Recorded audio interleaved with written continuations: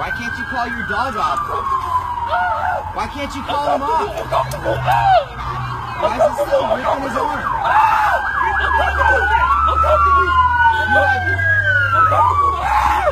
I'm comfortable. You have no control of your dog whatsoever? I'm comfortable. Are you kidding me? I'm comfortable. You guys got 3 guys versus 1. You can't get the dog off? Hey, get back now, right now. You have no control of your dog whatsoever. Hey, shut up and get back.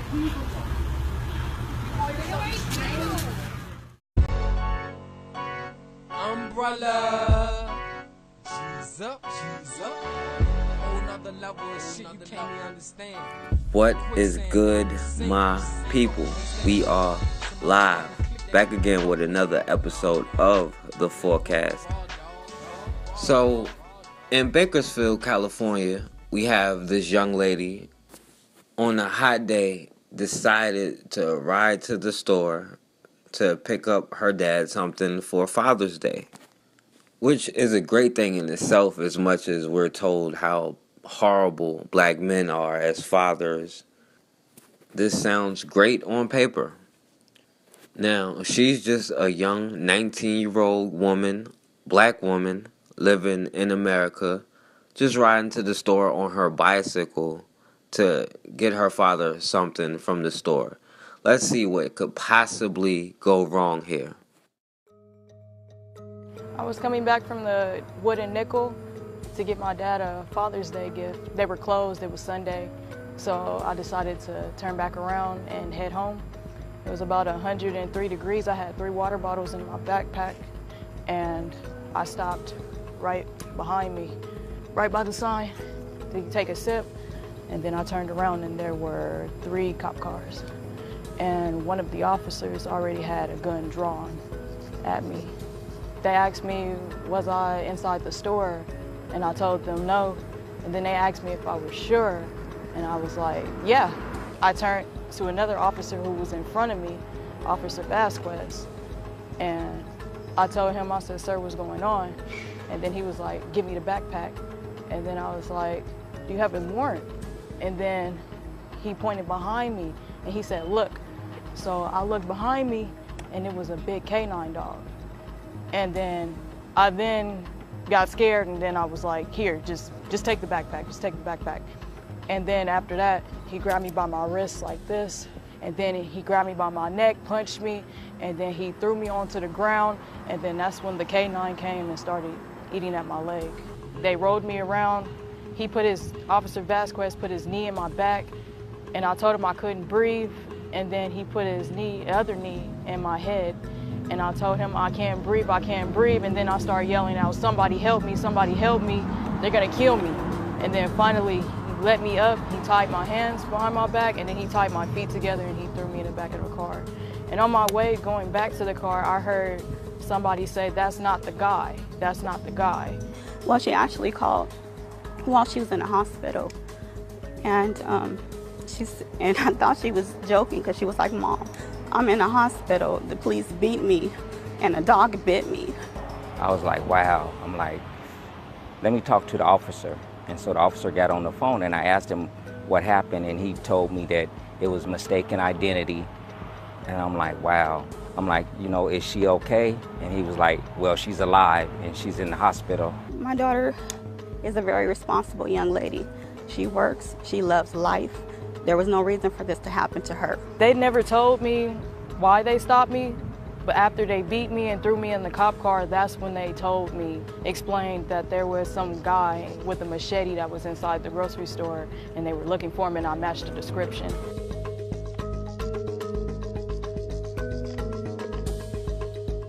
She's not the same person since that happened. I brought her here the other day because we were looking for the gentleman that even told the officers that that's not the guy, and they still continue to beat her and have the dogs on her. After he told them, they ran him back in the store. I read the paper, my paperwork fell, and it said that I shoved an officer and I flipped him on his back. They would say that my daughter attacked them. Come on, she's 5'2", 115 pounds soaking wet, and that she attacked a 200-pound man. There were dogs and guns drawn on me. Like, I would never do anything like that. Every day I have to change her bandages and I see the injuries that she has. It's really hard for me. On Monday, we kind of did our own little investigation. We came to the store, spoke with the manager. He told me that the police had actually caught the guy that had the machetes. And that's what's a shame. I don't know for sure, but the guy probably didn't have a scratch on him. He still tried to handcuff me and flip me over while the dog was still biting me, and I'm yelling out like, I didn't do anything, I'm a female, like, why are you doing this to me?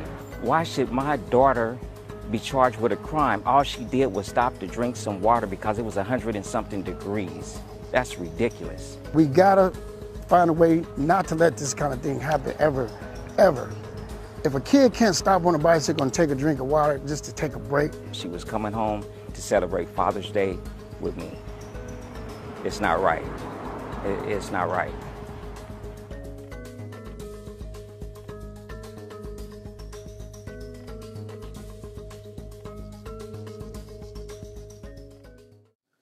So here you have this young lady who happens to, quote unquote, fit the description, this vague ass description that they could get a grown ass man confused with a 19-year-old woman. She's still just a teenager. Now they sticking police dogs on her like this 1964 or something. And people say, yeah, we have progression. And I say, yeah, we have progression. Because we have.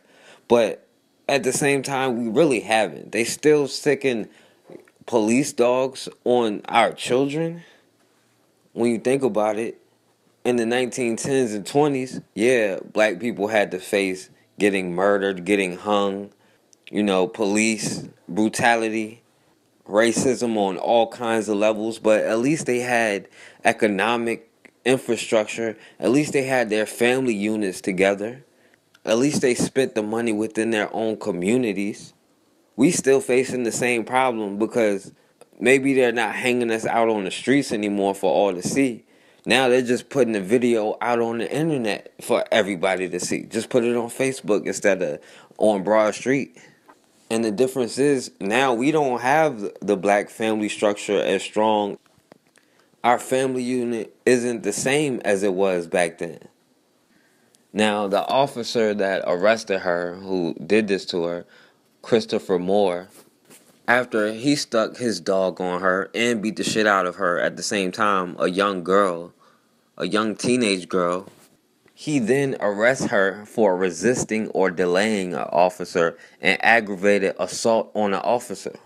Now, while she was taken to the hospital for injuries including abrasions on her face and scrapes and punctures from the K9 engaging on her right thigh, he was busy writing her report, claiming that she had spun into one of the officers with her left shoulder, causing him to fall back and then quickly maneuver her body to get back on top of him after the officer punched her, of course.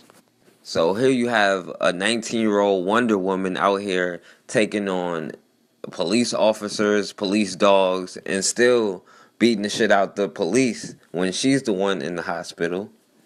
Now, after finding out that she was unarmed, didn't have any weapons, the Bakersfield police spokesman still said the department had determined that the officers had exercised appropriate use of force on this young teenage girl.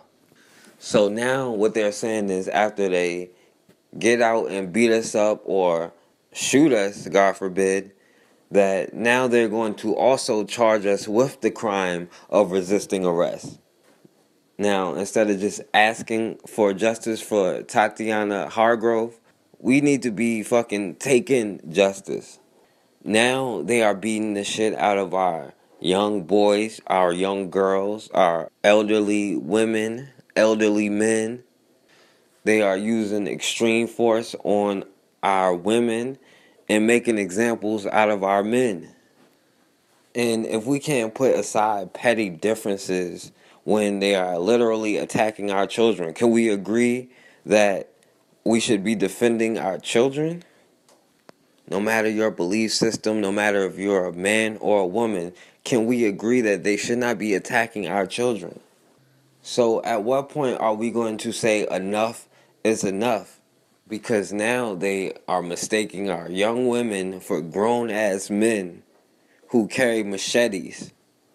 As a black man, it's no reason for me to sit up here and argue with a black woman, and there's no reason for her to sit up here and argue with me, because I understand where the problem came in at.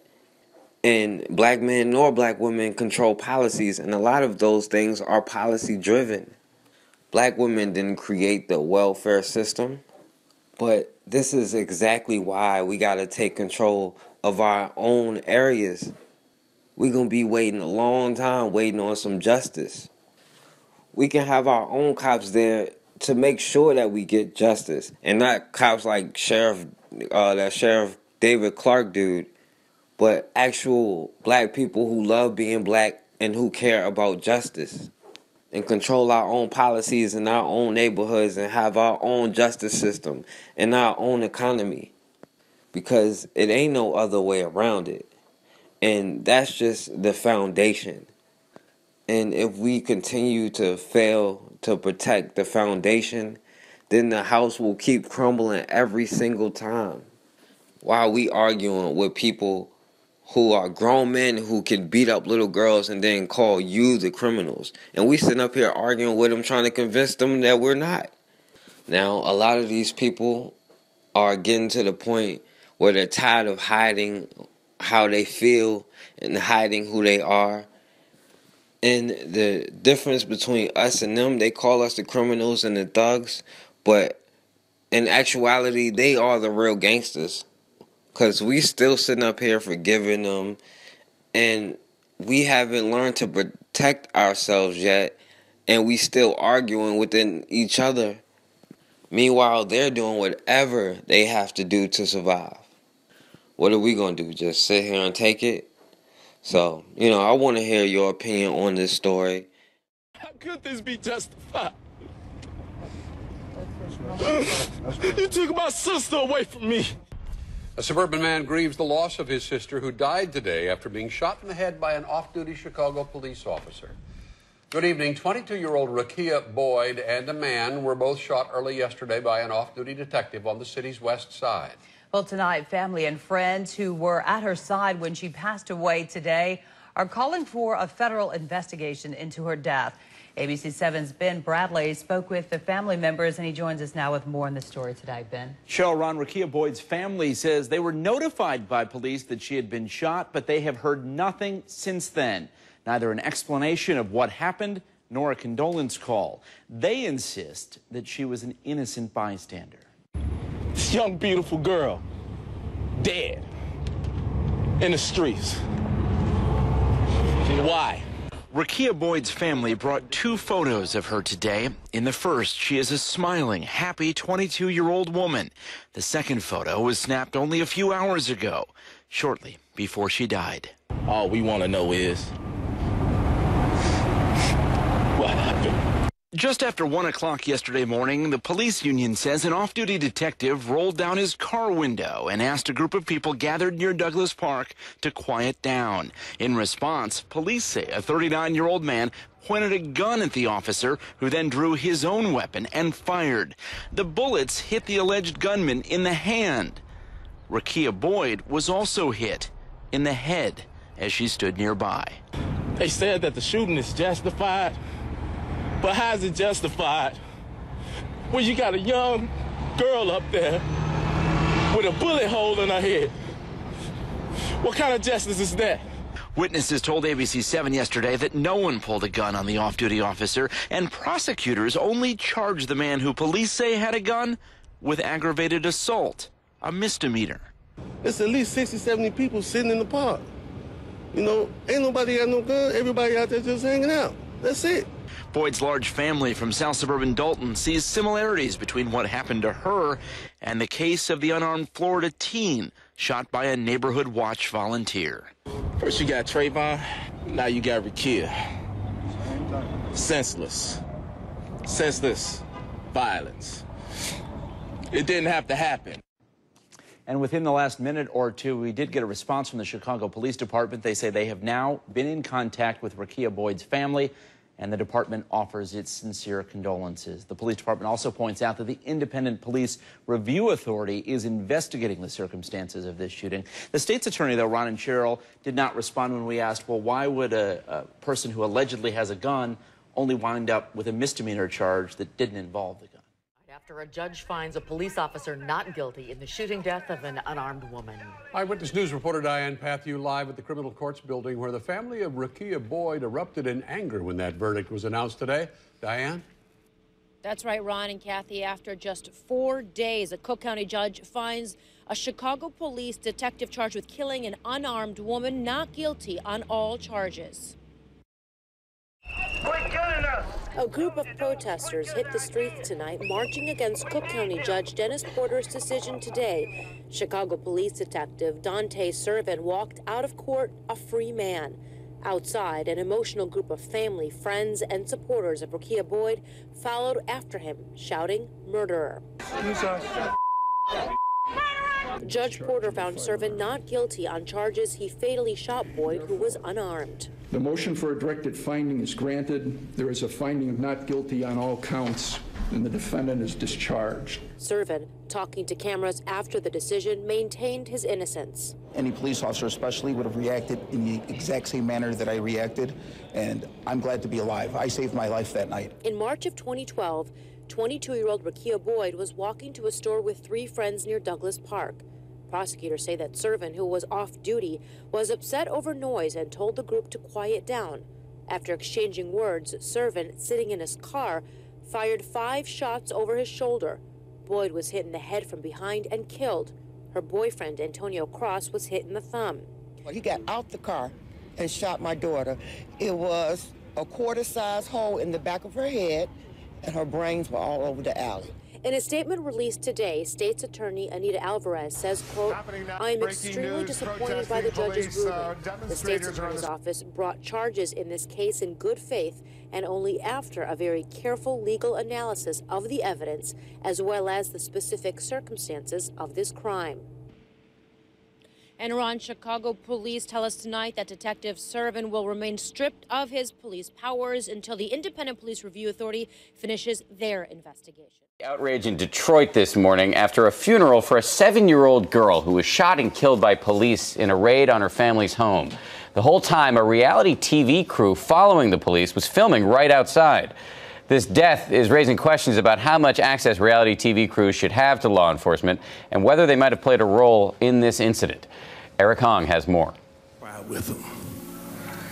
And so that's what we've come to do today. Just come and cry. They came by the hundreds to mourn a child just 7 years old. Ayanna Stanley Jones died 1 week ago as police hunted a murder suspect at the home where she slept.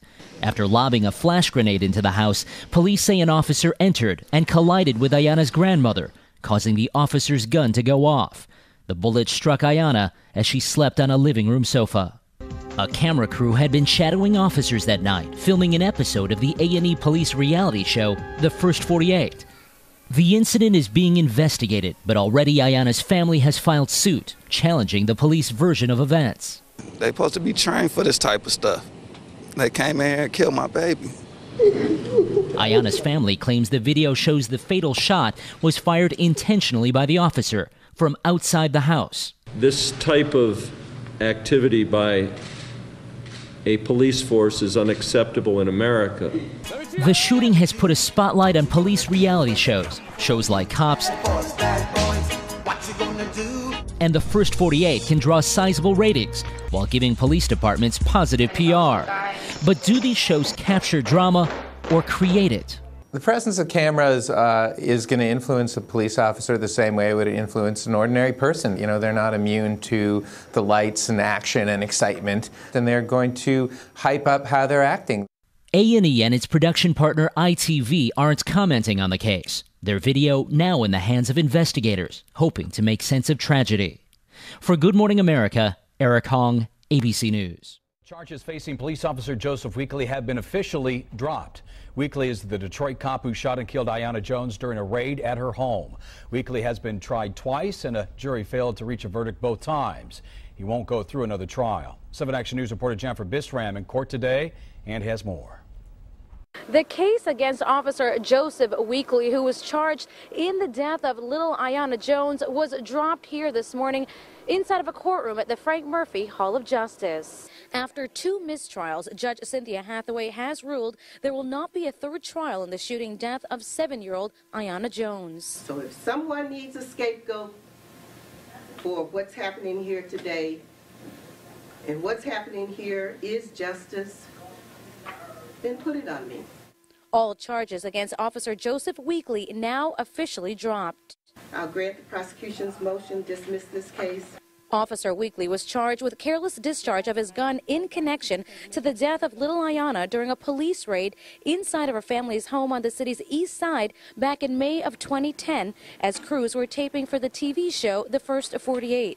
Officer Weekly maintained he accidentally pulled the trigger after Ayanna's grandmother grabbed his gun, something she denies. The case gained national attention. Jurors were at a deadlock twice. The felony manslaughter charge was dismissed during the 2nd trial. Can she wake up every morning and say that you dropped the charge that would have rendered justice for a little girl that can't have justice now?